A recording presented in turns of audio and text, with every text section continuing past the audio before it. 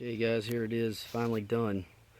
This is a 2016 Chevrolet Silverado. I'll start it with a quick walk around, talk to you a little bit about it, and then show you the parts up close for those of you that are interested in all of that.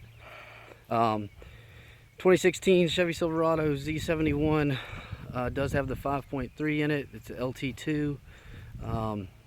It's running a 6-inch Pro Comp coilover. I got the 35, 12, 50, 20 Toyo MTs on it.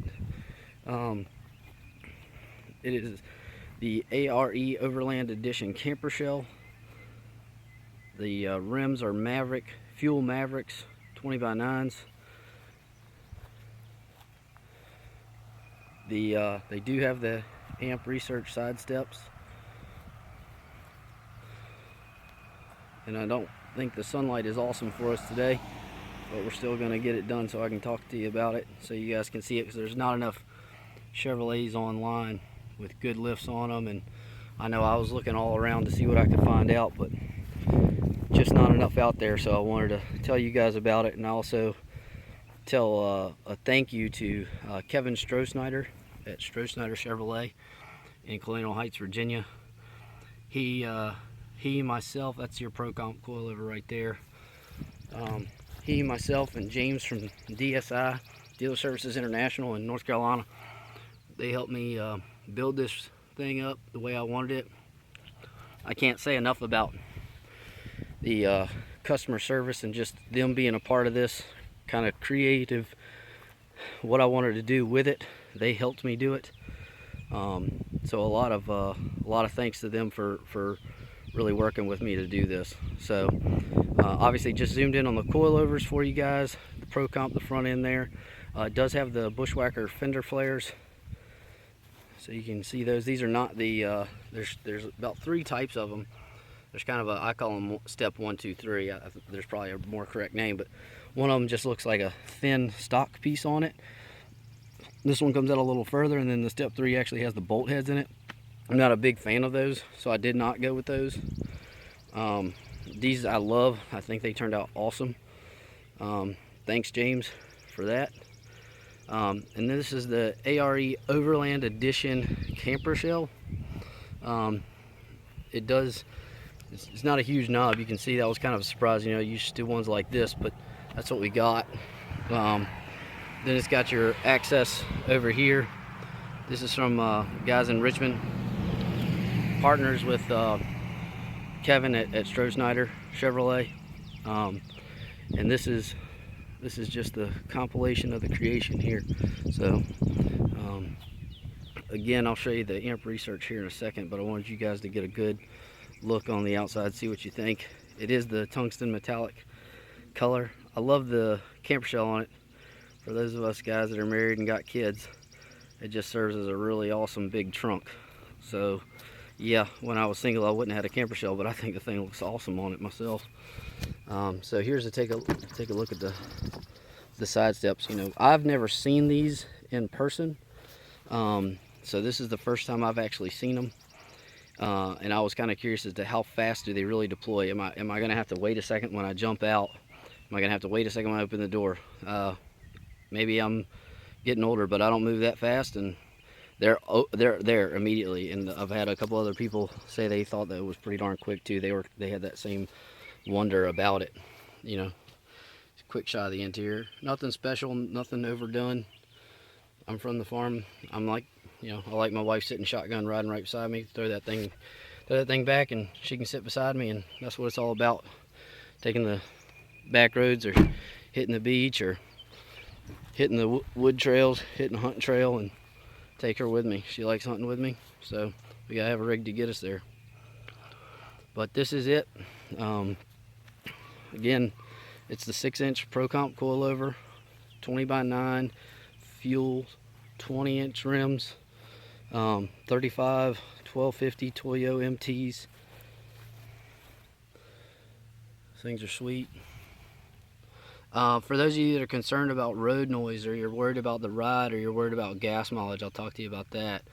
I will tell you that the best I did before it was done was I was getting about 23 miles a gallon if I just held it at 60 and just kept riding. But most of the time around the town I was getting around 19, 20. After this, I'm gonna guess that I'll get about 15, 16. That wasn't a concern. You know, I drive a lifted truck. I know what that means, and that's okay with me. As far as ride quality, the only difference I would say here, honestly, is that you're going to have a little bit, just the tiniest bit of change, and that is really because I believe of the tires. But you know, I ride some bumpy roads on my way to work every day, and ones that construction crews are on, that'll tell you just how not good they are. And it rides amazing, it really does. First thing that my guy said when he dropped it off, when Kevin dropped it off, he said, this thing rides about as good as it can, man. And he's right, the coilovers just, they do an excellent job. I'll show you the rear shocks real quick in case you're curious about that. And then I'll show you the trim piece they did in the front. So there's your shock. It is the adjustable MX6. I'll show you the other one so you can see it. Get up underneath here. So you can see what they threw under there for me. And there's your block. Those of you that are curious as to whether I went block or leaf. You know, anytime you're going to go 9 inches or whatever, you might want to think about lease. But honestly, as good as this rides, I'm not I'm not disappointed at all. It really turned out awesome. The ride is great. I'll show you the trim piece that is just required because the Chevrolets, you know, they meet those aerodynamics, and then they also just do it so that they ride with better gas mileage. But they do cut this out. Obviously, it looks good. It doesn't look like I did it in my garage with a Sawzall. It looks really nice. It was really finished. This piece here, you see that screw hole right there.